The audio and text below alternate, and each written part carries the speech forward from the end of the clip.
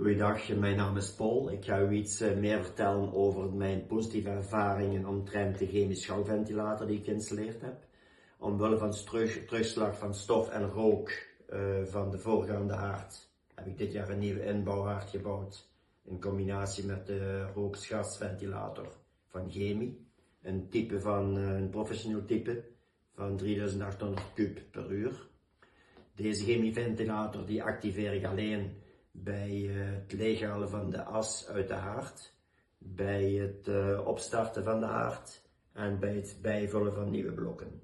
Daar de regeling van de chemieapparatuur niet paste bij mijn interieur, in de leefruimte, heb ik deze in de kelder geplaatst met een aan-uitknop,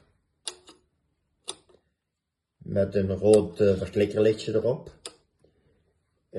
bij de haard. Ik heb de sturing van de chemie in gebruik met positie 4 van de 6 standen die mogelijk zijn. Ik ga nu de chemisch schouwventilator starten.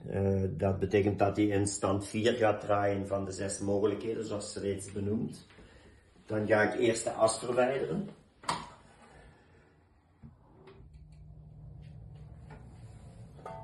Dus tijdens het verwijderen van de as gaat eventueel opwaaiend stof door de ventilator weggezogen worden.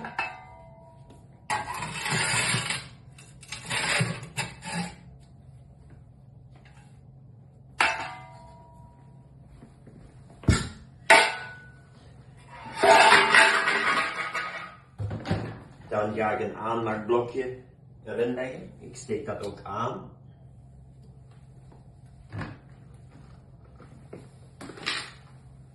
Dan ga ik fijn hout aanbrengen.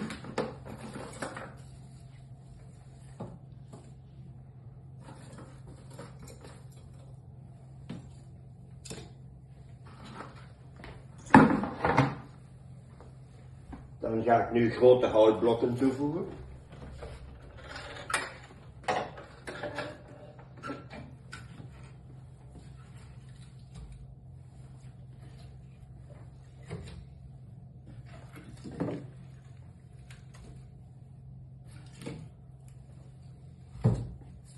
Zo, daarmee is het proces opgestart en ga ik nu de haard deels openlaten, dus ik sluit niet volledig, zodanig dat de ventilator extra zuurstof uit de ruimte kan nemen en het verbrandingsproces op gang brengen.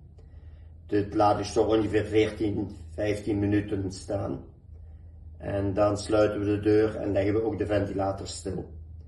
Dus de chemisch schouwventilator geeft nu extra zuurstof door lucht te trekken vanuit de ruimte.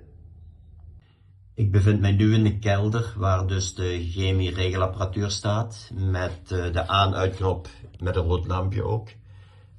Nu staat die regelapparatuur dus in stand 4 zoals je kan zien. Deze wordt dus geactiveerd door de aan-uitschakelaar bij de haard. Hier zien we dus de chemisch schouwventilator op het dak staan. We zien ook dat hij draait, links in beeld. Het is moeilijk te zien omwille van de afstand. De schouw heeft een lengte van ongeveer 8 meter, zodanig dat hij bij een normaal stookproces niet hoeft geactiveerd te worden. Op dit moment zijn we 7 minuten na het opstarten van de haard. Dus er ontstaat al een behoorlijke vlam.